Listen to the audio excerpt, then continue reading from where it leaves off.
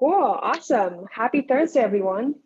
Day 4 of Buffalo Startup Week 2021, and it is my pleasure to kick us off today with Paul Greiner at Love. And Paul will talk a little bit about B2B strategy and inbound, and I will let Paul introduce himself and take it away. Cool. Thank you very much.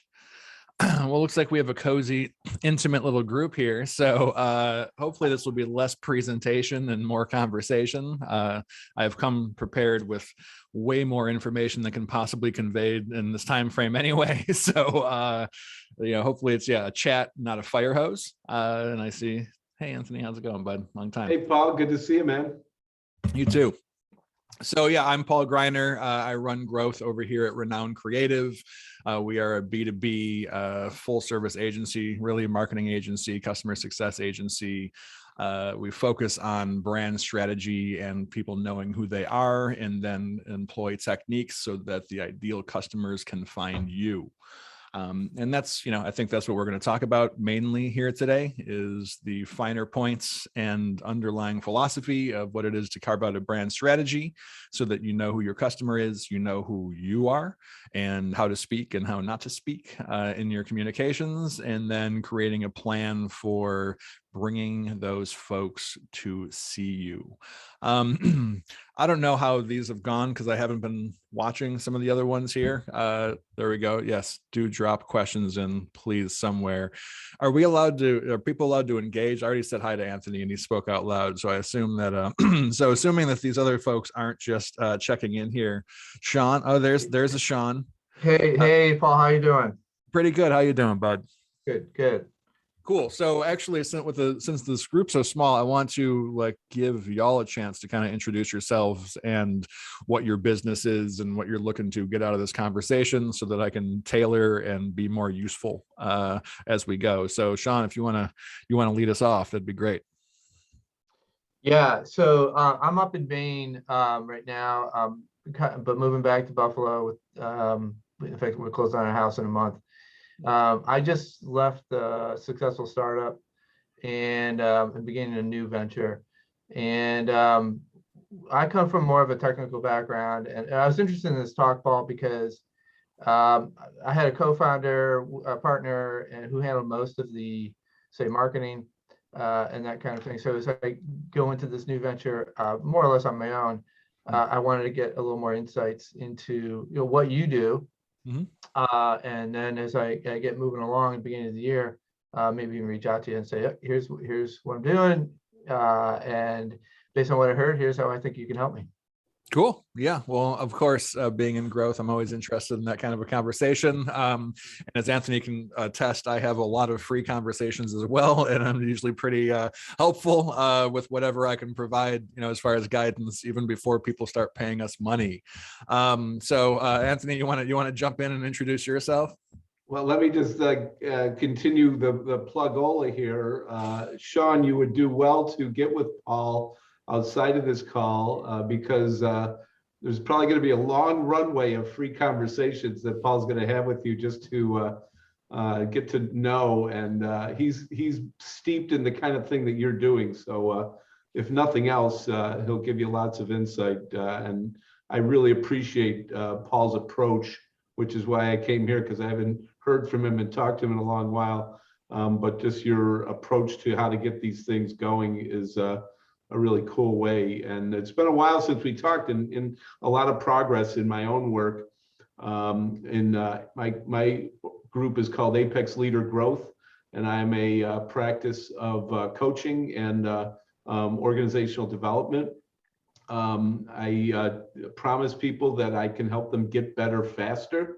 And there's some irony couched in that I'm not trying to come in as the magic wand consultant that has here to solve all your problems magically.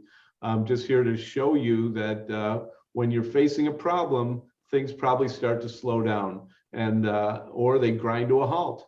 I'm here to just help you keep the wheels turning, because the basis of my work is built out of the knowledge of creative problem solving.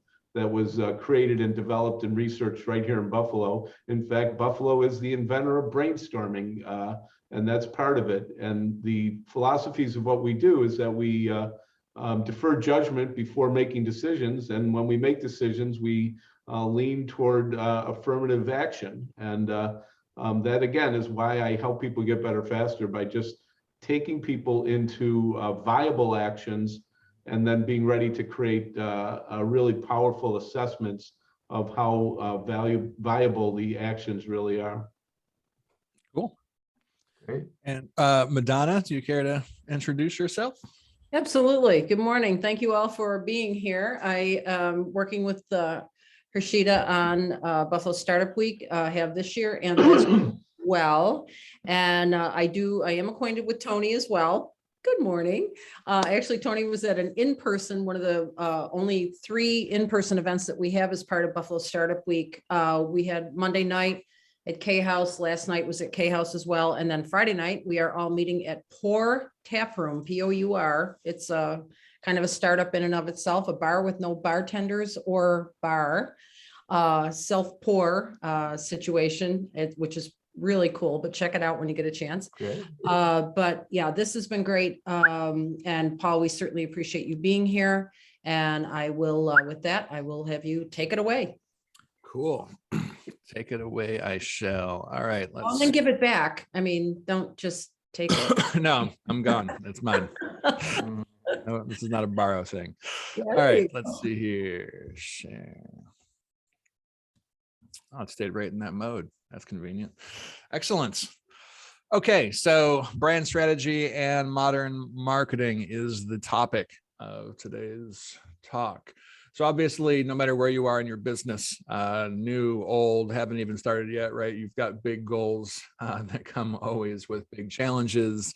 You've got to identify new opportunities. You've got to connect with your customer, whoever that might be, and actually inspire them to take action, hopefully with you. So there are a lot of ways to go about doing that from a marketing perspective. And, we're probably familiar with most of them.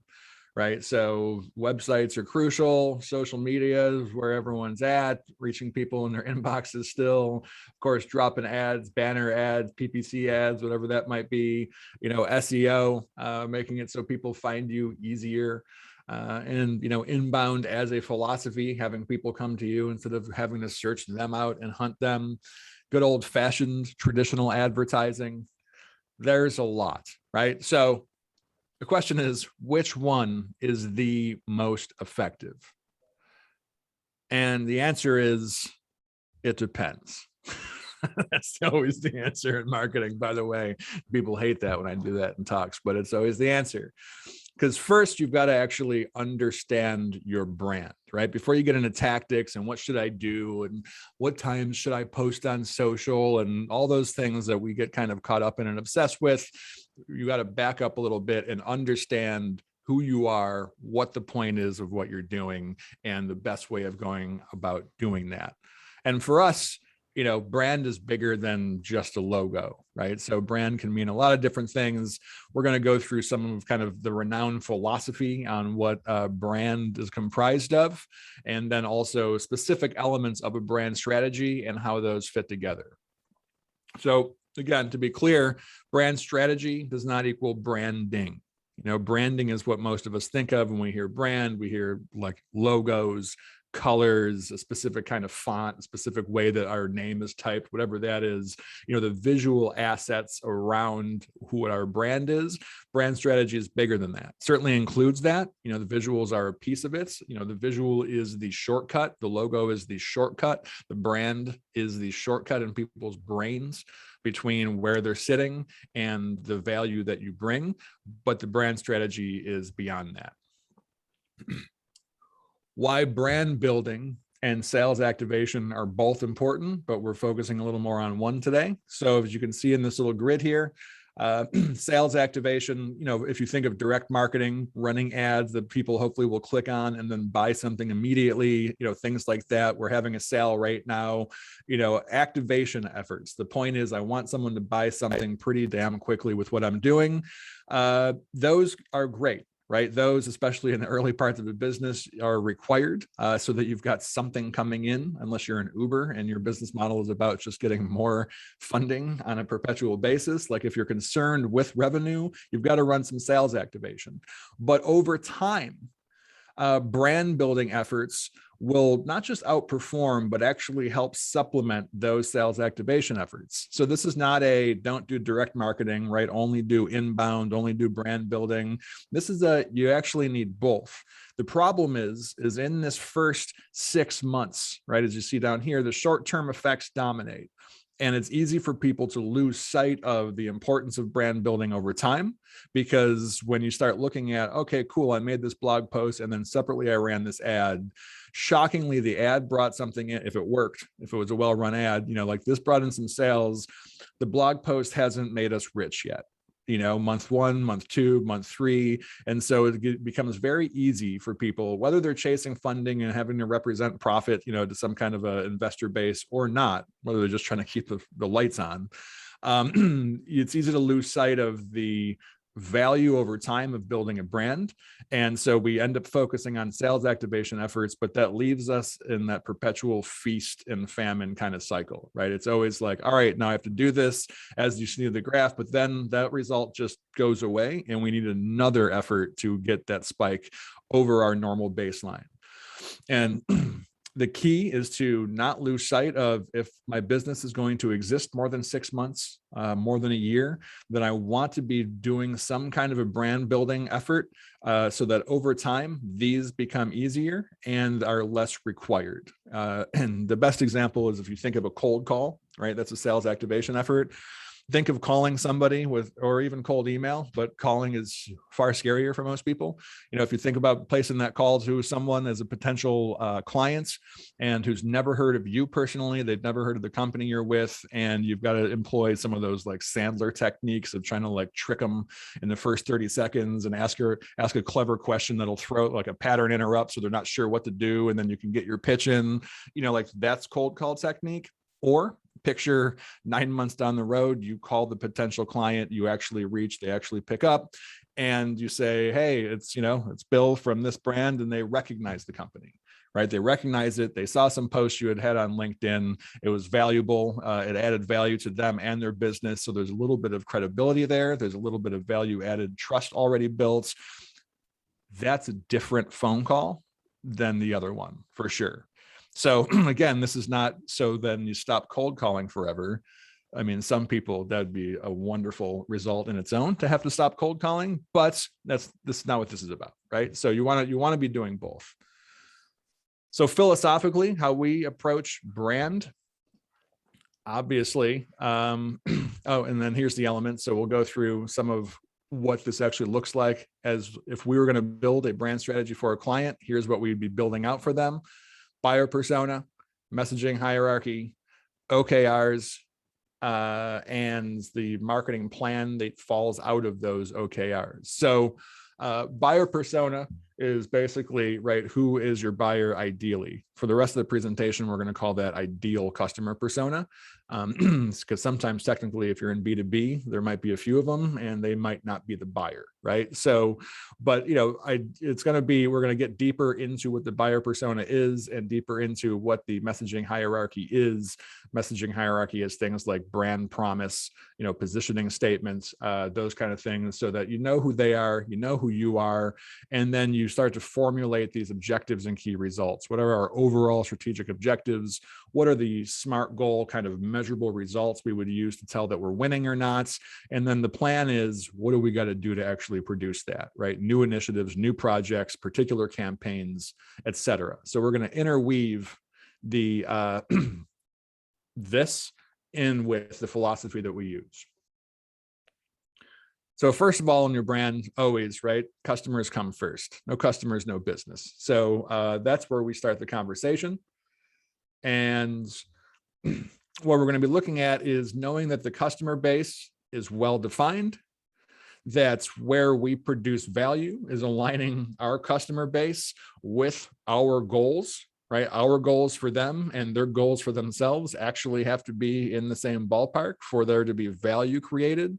And value from a business perspective, right, is where revenue comes from, right? So if you're looking for more revenue, you either add more customers or new customers, or find new ways of adding value technically to the customers you have. So there's actually 3 options. And then that should equate to more revenue. And we talked specifically about also your customers might not be who you think they are, right? Usually most of us, when we're building a business or we're creating a business or we've stepped into a business, we are very close to the business. We're very close to the what we do side of things, kind of like the old features versus benefits routine. And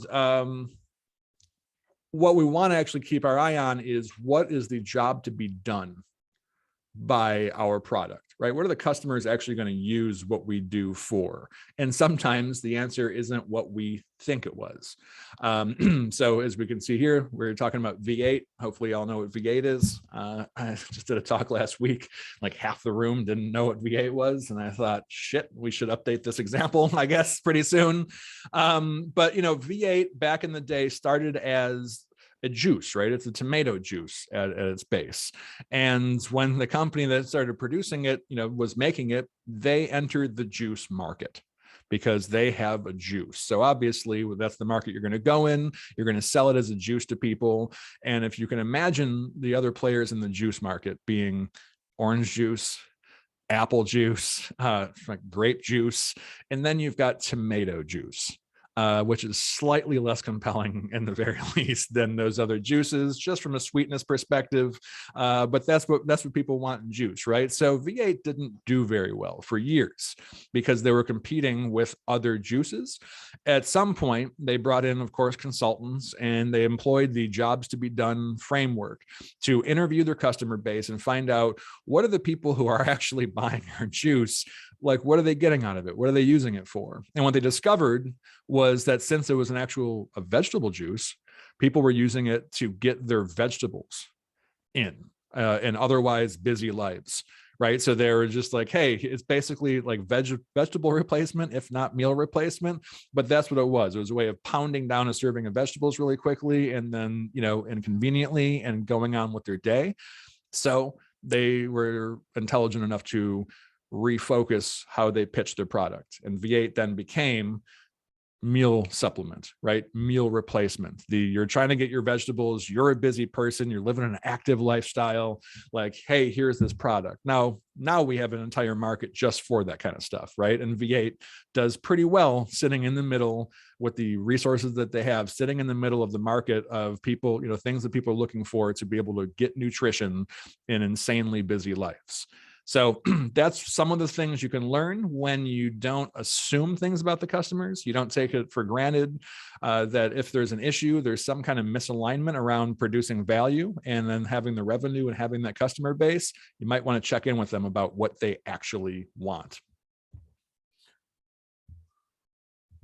So ideal customer persona, right? Knowing that down, understanding the challenges of your customer, like the V8 thing, like they're not drinking it for juice, they're not drinking it because it's delicious, they're not drinking it with dinner, they're drinking it in the middle of the day to get something in their face between meetings, between childcare, whatever that is, right? Like actually knowing what your customers are dealing with as a challenge and knowing what success looks like to them. All marketing is a transformation, right? All we're selling is change. All we're selling is you're in one place, you're looking to be in a different place or a different state or whatever that is. And then painting the picture and telling the story of how what we're offering takes you from where you are now to where you want to be and how and what a relief that would be. And then obviously helping them be successful. So that extends from marketing and sales into actual customer success, right? Making sure that you're doing everything you can to allow them to produce the results they are committed to for themselves. And knowing, how do they find your company? How do they make decisions? How much do they like to be engaged with? And how do they like to be engaged with, right? Some people love chatbots on the websites. Some people will never use them. So knowing who your customer is, how they're likely to interact, is what gives you the ability to set up your resources and set up your outreach and set up your whole plan and strategy so that it's easy for them to interact with you and easy for them to be more successful out of those interactions. Ideal customer persona is a semi-fictional representation of your ideal customer. Ideal customer, not the ones I've gotten so far, not the here's every customer I've ever had, let's try to reach all of them. It's the ideal customer, and it's semi-fictional because you're going to operate from some information you have. You're probably going to create an amalgamation of different factors from different customers that you've already had.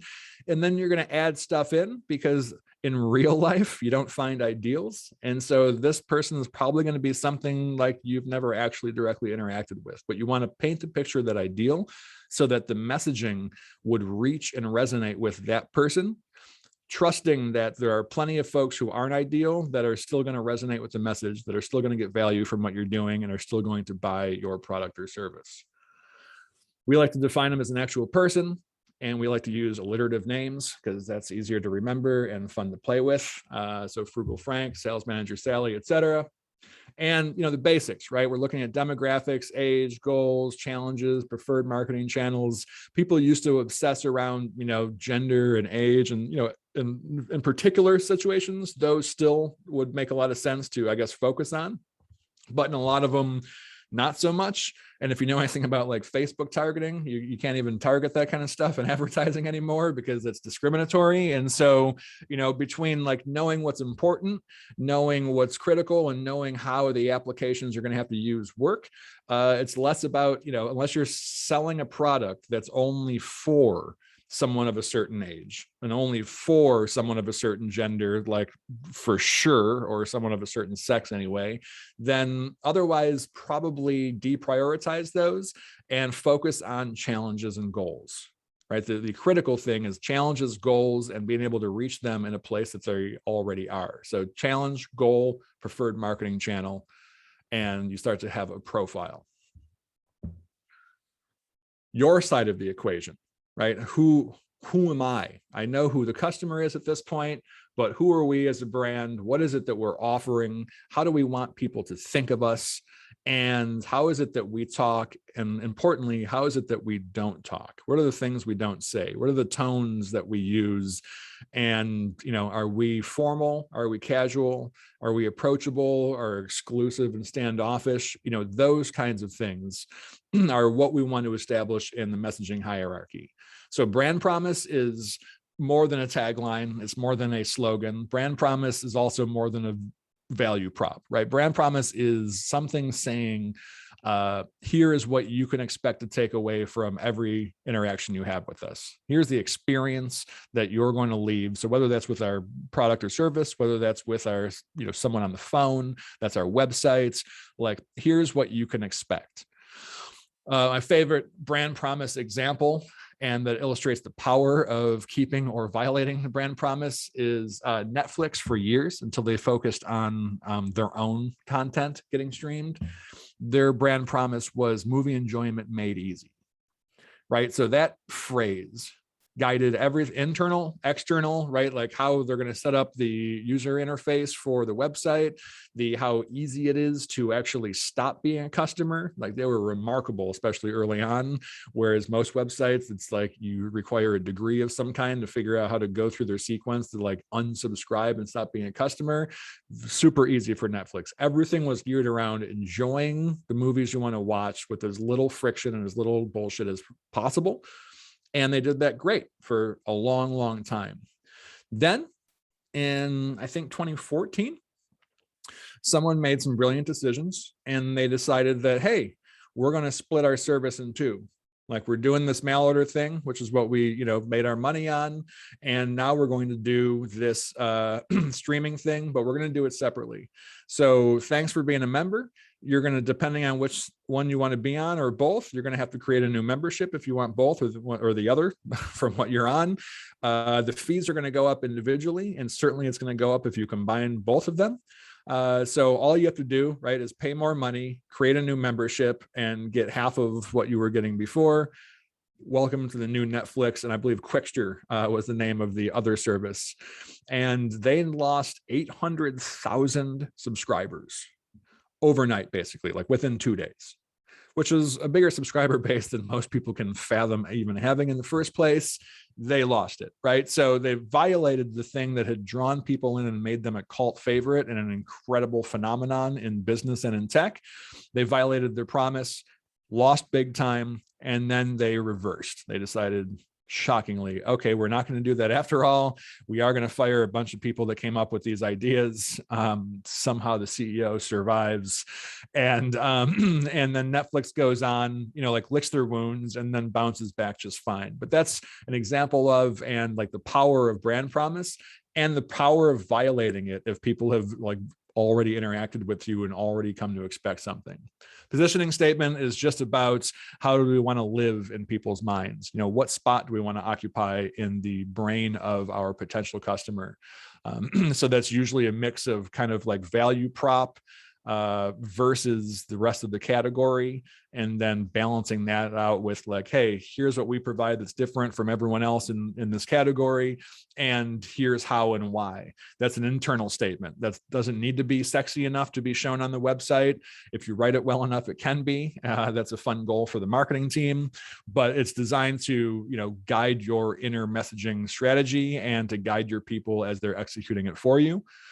Brand persona is, core values, actual personality traits, and tone of voice that you want to use. Again, meant for internal, like people put their core values out there. You probably wouldn't put the rest of the persona out there explicitly, but that's who you be acting as.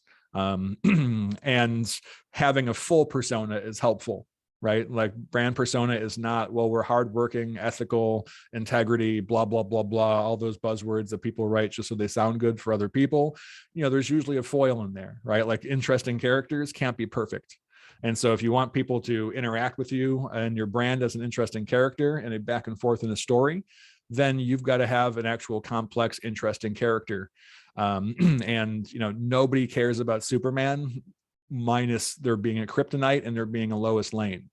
Otherwise, it's just an all-powerful creature that's some kind of a sociopath, and there was not many stories you could write about it that would be compelling in any way, because he'd really be more of a monster figure, or some unattainable good, like, there's just nothing to it. It's compelling because he does have a weakness, and because he has two, kryptonite and Lois.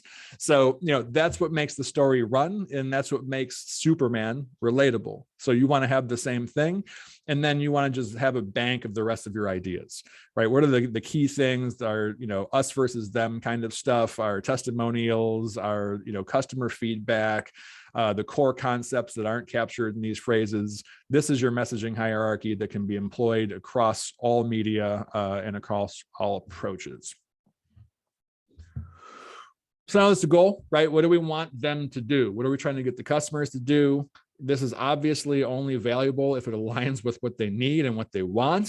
And it has to be something that you can actually execute on, right? You can't make promises. Well, you can. Marketers and salespeople have been doing it for a long time. I recommend you don't make promises you can't actually fulfill on. That's got a real short shelf life in terms of validity and reputation. And, you've got to, again, to be able to do this well, you actually have to know what the customers want and adapt your goals to meet them. That's where the value comes from. The example of when that doesn't happen, we already hit Netflix. Well, like, here's who they killed, right? Blockbuster didn't adapt fast enough. They could have bought Netflix. They were offered the idea and they laughed them out of the room. Then they didn't pay attention when the service went up and running because they had more resources. They made their own competitive version of Netflix. Plus, you can order in mail, but then you can come into one of our stores and deal with all that, which was great. I was actually a customer of that. But it wasn't what Netflix had. It still wasn't easy. Going into their store, while it might be convenient because they exist, is not convenient once you get in there and have to, get yelled at when you walk in the door and like get sold 8 things at the counter and then pay $80 worth of late fees from the thing you didn't, get back on time or forgot about. So what they could not fulfill on was movie enjoyment made easy. they didn't have the resources. Blockbuster is not set up as a giant organization to make movie enjoyment easy.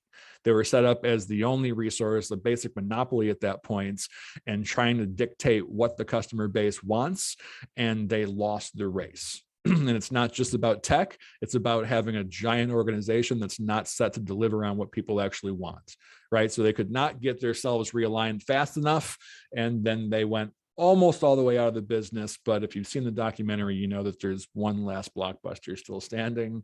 I forget where, but also worth checking out The Last Blockbuster. It's a fun documentary. So if we're going to align our goals with them, right, we have to know where the people are coming from. So we have to know what the journey is that the customer, our ideal customer persona, is going to go on to actually interact with and then possibly buy what we have. And we've got the awareness stage, the consideration stage, the decision stage. So this maps the pretty much old school model of a sales funnel. It's just slightly updated with how we're going to employ it.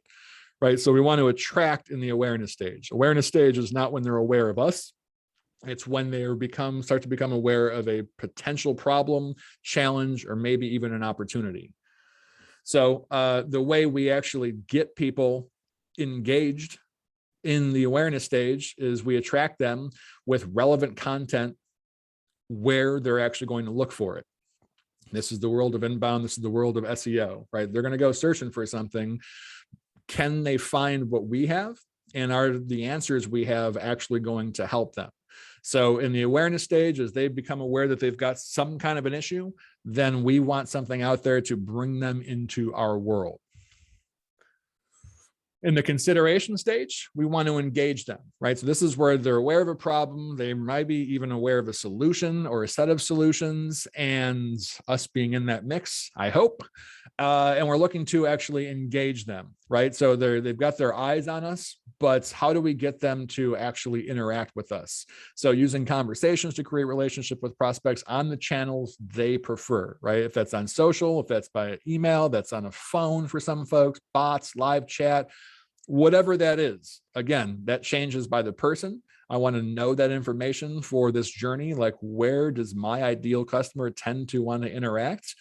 And we'll cover this later, but once they do interact with us, if they engage with us, I want to engage with them the same way, right? Somebody sends me an email in the middle of the night, or something like, like I don't want to be calling them on the phone an hour later necessarily. I want to respond to the email in a very timely way.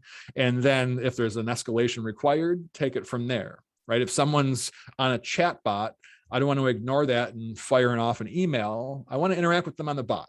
Right. So like meeting them where they are so that we can solve their problems at a higher and higher level.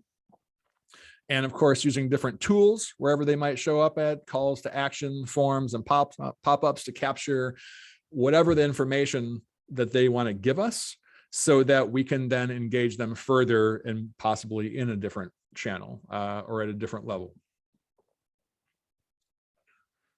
Fun fact, you're 7 times more likely to earn business if you reply to questions within 60 minutes. And as you might imagine, only 7% of companies respond to customers within 5 minutes. So even if you have 55 minutes after the first 5, you upgrade your chances of actually engaging at a lead and paid level when you interact very quickly. And if you're set up online, then you want to make it even more quick.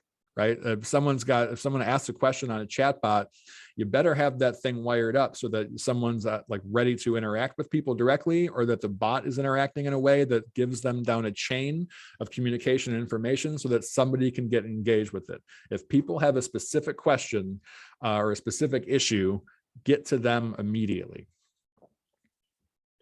And the decision stage, well, we want to have them make a decision, and then we want to delight them in their decision. Right. So this is where sales and service are directly communicating. So they're either about to buy, or the sales is having them buy. And now they've just bought, in that whole stage of just about to make a decision. And I've just made a decision. The game here is delighting. You want to use email, again, and marketing automation and conversations to deliver the right information to the right person at the right time, every time. Notice that's going to be a theme that just keeps on repeating in this, is sorting out who they are, where they're at, how they'd like to interact, and then setting yourself up to do that kind of interacting.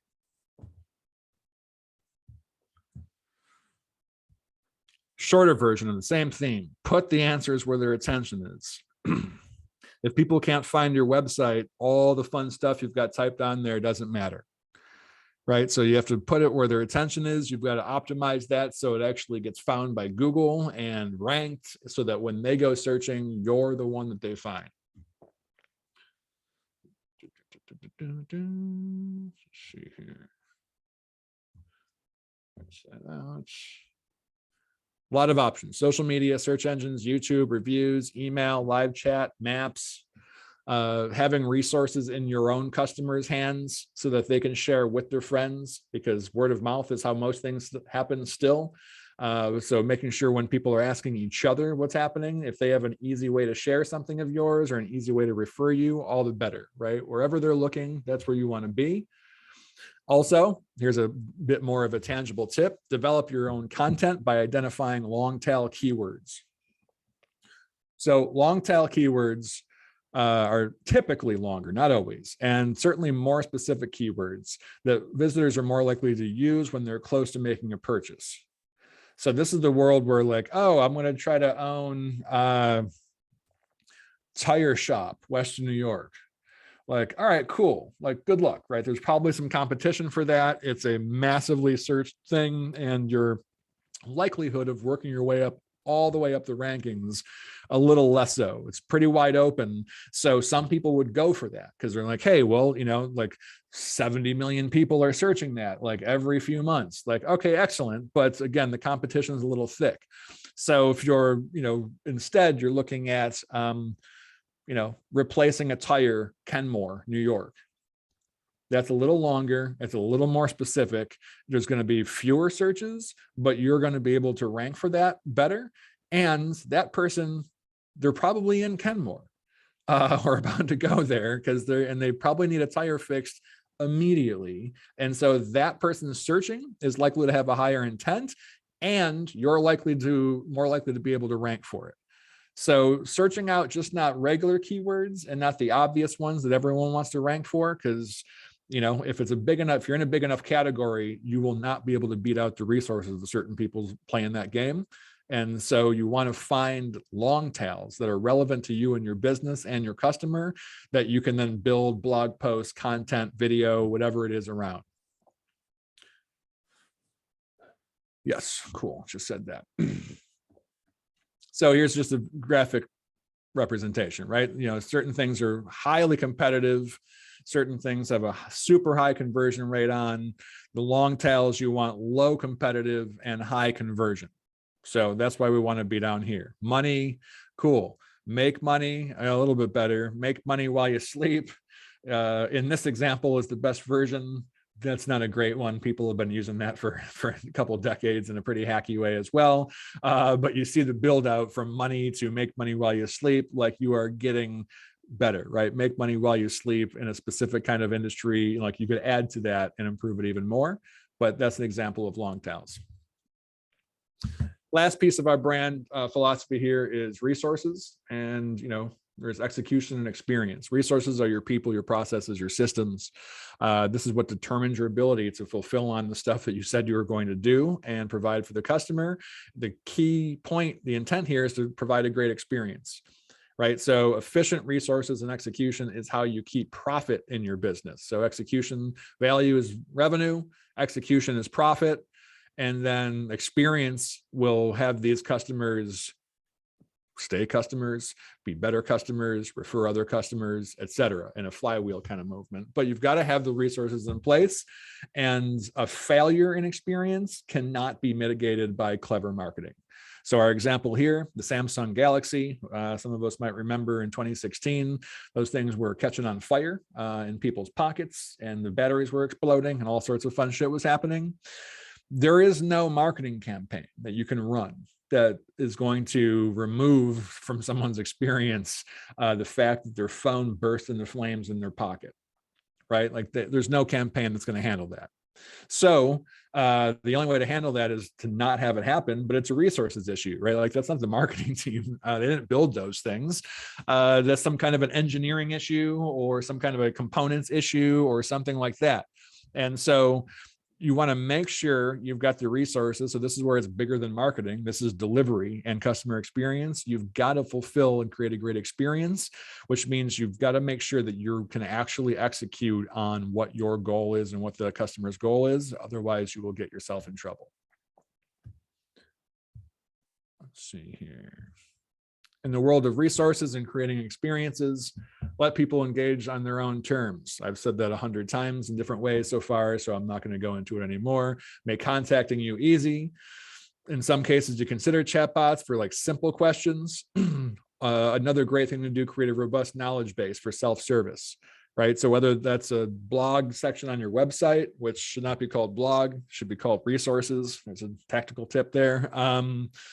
You want to create as much information as you can so that people can engage with you easily and do well with what you're selling easily. This is the customer success conversation. Like, let them serve themselves and then have the apparatus for providing success when they can't get it themselves. But, HubSpot's great at this in the world of SaaS, just so much free information and free courses on how to use their own stuff, on how to figure out what the philosophy is behind inbound. This is a great way. And I know of pool companies who have done this tactic and just created all the information you could possibly want about looking for pools, this pool versus a different kind of a swimming pool. Even though they only sold one kind, they created an insane kind of knowledge base. And then the content and SEO thing did its thing. And they became, the resource to just learn about swimming pools and buying a swimming pool. Now, if you make the decision to then buy the kind that they're selling, guess who you go with, right? Kind of a no-brainer.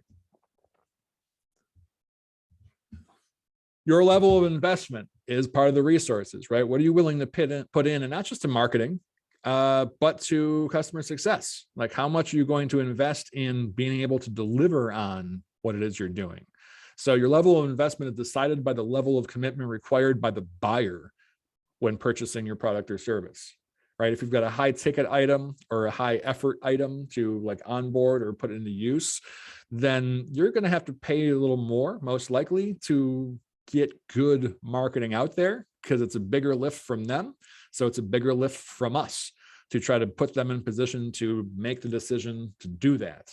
So therefore, if I'm selling something expensive, I should not be looking at how to do the cheapest kind of marketing. That's a great play if I'm selling something cheap. Pizza places running their weekly sales should be working with, cheap ways of getting the word out. That makes sense. Let the 15-year-old flyer the neighborhood to death, right? Like, run some cheap Facebook ads that like will hit, hey, today, buy now, buy now, buy now, and then stop spending that money. But if I'm trying to, sell a SaaS product at an enterprise level for 50 grand a year, then I better have a process and a marketing approach and a biz dev approach that is invested in to represent that level of quality and effort that matches what they would have to put in to buy it. Not just dollars and cents, time, effort, everything else required. Don't leave it to the intern. Here's the other version of what I just talked about, right? The amount of folks that even we run into personally, it's like, hey, I know we're going to start marketing now. We're a sales organization. And, whether it's we've got this kid in here, and so we're going to have her run the social because she's younger than the rest of us. And obviously that means that she knows how to run social media better. That literally, I've heard that so many times, and it's silly. Spoiler alert, they don't run very good social campaigns just because they're younger, right? You have to know how to do that no matter what age you are. Or just my cousin's a designer, like he's going to school for design. So like for $50, he's going to crank us out a logo. Like, cool.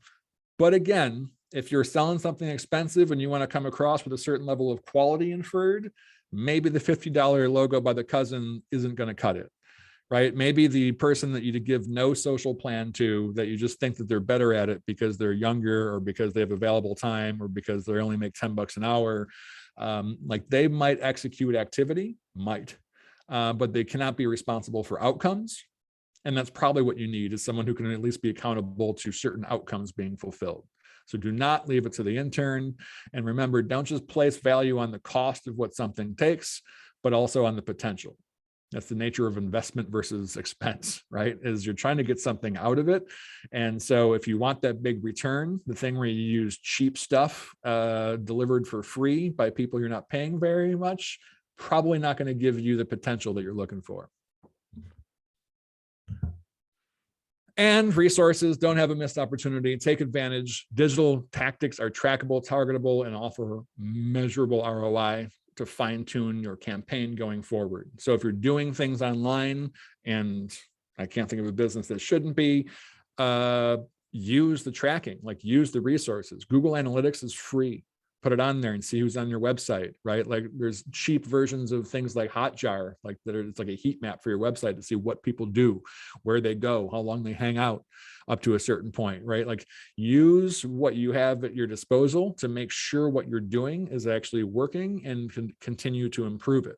To not take advantage of free or easily accessible resources and then kind of keep guessing is silly. So take advantage of what you have in front of you, and then make sure you know where your opportunities are and aren't. All right, so before we get into the strategic stuff, which we'll hammer through pretty quickly, looks like, are there any questions about the messaging stuff, the ideal customer personas, implementation style questions before I go really quick through strategy and campaigns? No, Paul, I have a question, but I'll ask it at the end of the presentation. Okay. Same here. All right, cool.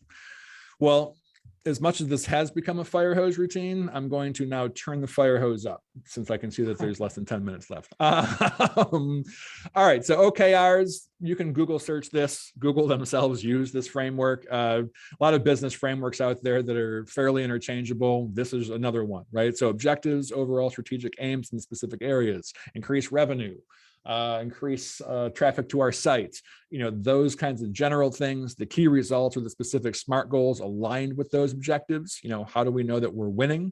I want to figure those out in advance. And then I want to build a plan that actually has the initiatives and tactics and stuff built into it to actually produce those results. So in our world, that is the tactics, that is what channels we should be on to reach the people we're trying to reach. That's coming up with a content plan and calendar, or social plan and calendar, and then whatever specific campaigns we have to put together, or initiatives to build resources required for campaigns.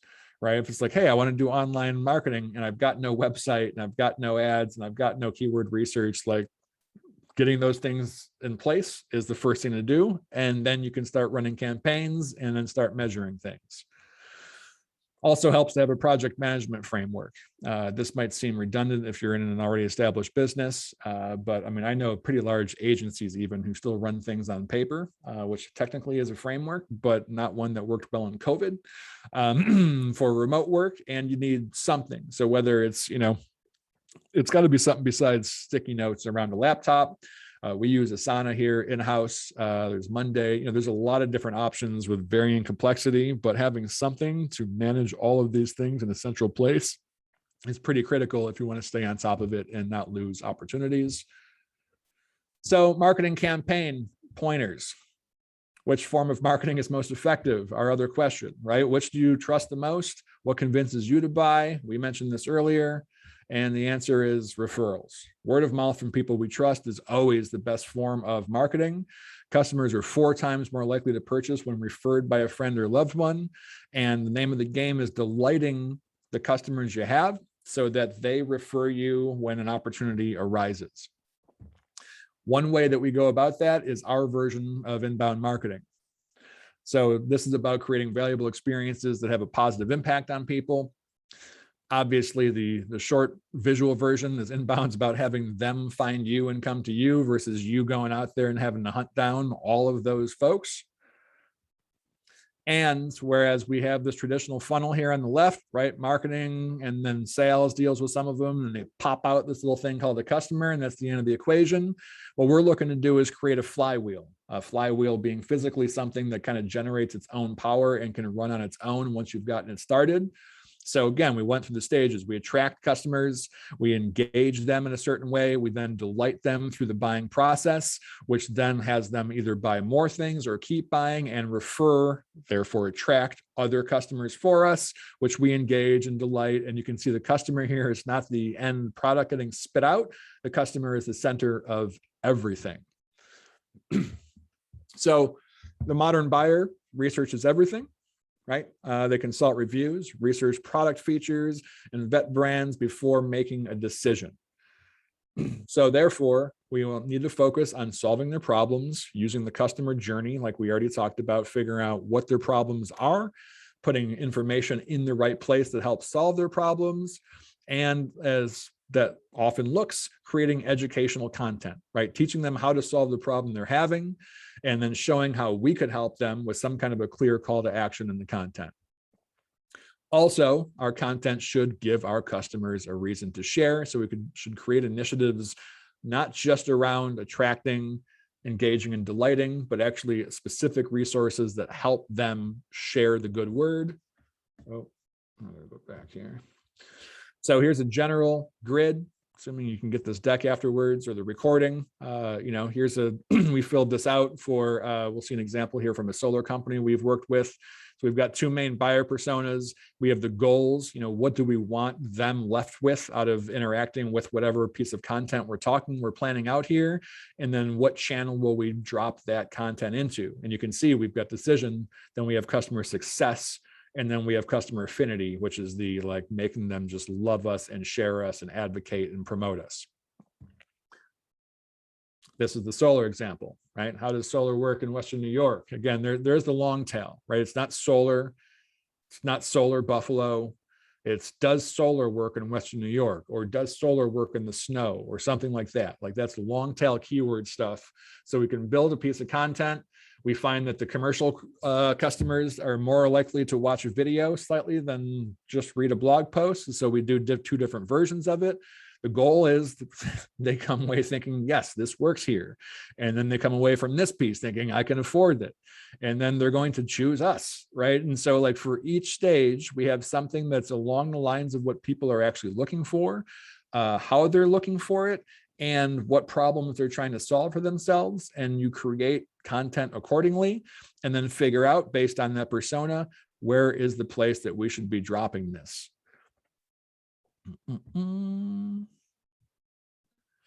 Outbound. This is most marketing that people think of, sales activation, we called it earlier, attempting to reach/interrupt prospects in the consideration decision stages to influence immediate action, right? This is not, I'm going to attract them and then teach them how to solve their own problems. This is hopefully they're about to buy, and then this is going to sway them to buy now and buy from us. A lot of tactics. We've mentioned them before: social, email, ads, SEM in particular. SMS is big now and then getting regulated. So how big that is will change in the next few years for sure. And then, direct mail and media advertising. So there's a lot. Most marketing we're familiar with has been that kind of outbound. What tactic is the right one? Depends on who your customer is, where they hang out, and what they're looking for, right? You still have to know that information to be able to do successful outbound, because you have to know what stages they're in so that you can reach them in those latter stages and have your campaign be effective. And the answer to that is it's going to be a mix, right? Cool, Google ads probably makes sense for anyone who's searching anything if you can get your ad placed when they actually search. But it's probably going to be that. It's probably going to be a little bit of, social, maybe putting some money behind a blog post just to make sure that the right people are reading your other kinds of contents, and then some outbound on top. Because as we said earlier, the mix is what's going to win over the long term.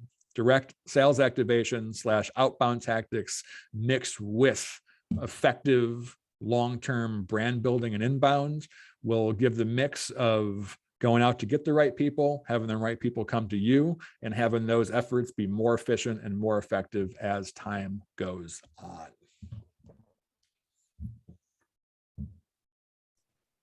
Questions? Yeah, I'll jump in real quick, Paul. First off, great presentation. A lot of things you touched on, I've gone through personally, so I found this great. Well, I'm particularly interested. You've done an interesting job of conflating customer success and marketing. You know, one of my experiences was we had a B2B SaaS product. It was technical. It was intended for basically engineers were our customers.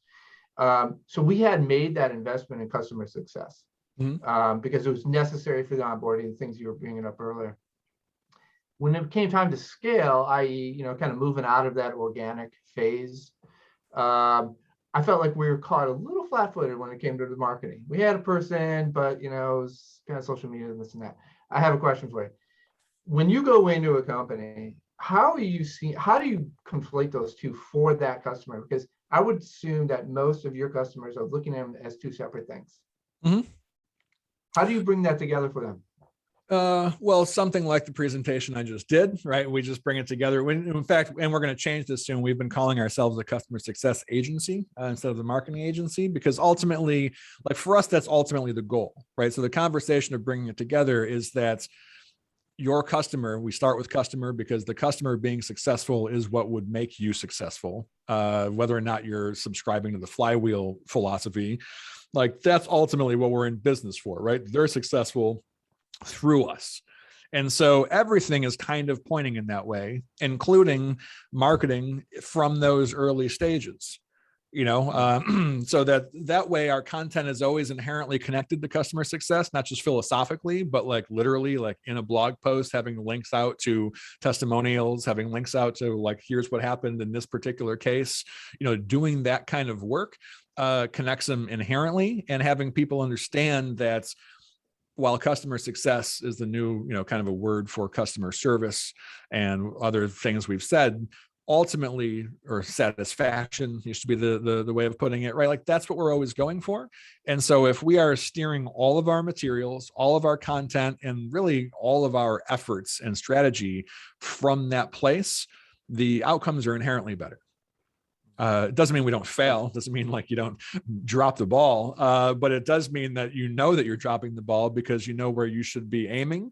And therefore a customer complaint becomes not something to cover up, right? But something to deal with. And in fact, something we're trying to even elicit at certain points. And so, yeah, for us, it's the first thing we're thinking about from the get-go, and then reverse engineering that buyer's journey out from there. Thank you. And I actually just had a couple quick observations, and I'm sorry if I heard you telling my dog to get her toy. Just trying to keep it I didn't, but I know that world. It's fine. But really love that graphic and the concept behind that flywheel with your customers. I mean, that really, so many use the funnel, but that flywheel is really speaks to everything you just said and how critical that customer is customer centric, you know, that you're what you're doing is customer centric. And then just two other quick observations. You and what you're doing is an apparatus. I mean, you are an apparatus. You know, to your point, you would use that word in a particular context, but really like the approach that you've taken here, and your whole presentation is so clean. Harshita had dropped in the chat about how your deck is really good looking, and it really, sometimes that's what it takes, depending on what we're trying to do with either customers or presentations with startup companies, that sort of thing. You can have the smartest concept in the world, but if you can't portray it cleanly to your customer base or investors, you're done before you get started. So, I mean, to have something clean and like this is fantastic. And your point about interns is the last one I'll end with. You know, AC/DC comes to mind, dirty deeds done dirt cheap, and you know, you get what you pay for. So you got to be careful that and not to be tempted by, bring those interns on and train them, but they're not the ones that you're depending on for your future or those of your customers. So there you go. Yes. Yeah, no, that's really, great. Yeah, definitely. Really well done, Paul. This was awesome. terrific. Well, I appreciate that. And just so you all have it here, I mean, if someone gets the deck, I don't really know how any of this is going to work, but here's a code. So you can use your phone to grab this right now.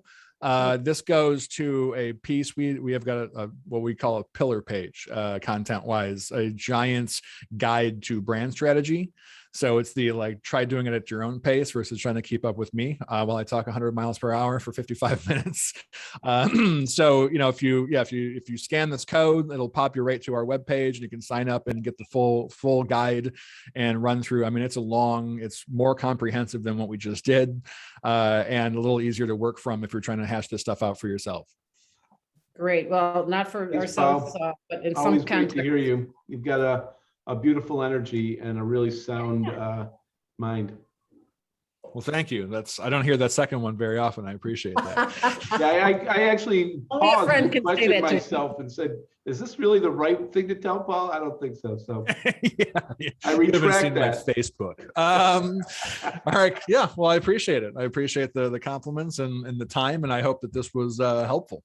Yeah, always good to hear the brand story. Kryptonite was my big takeaway today. Nice. Yeah.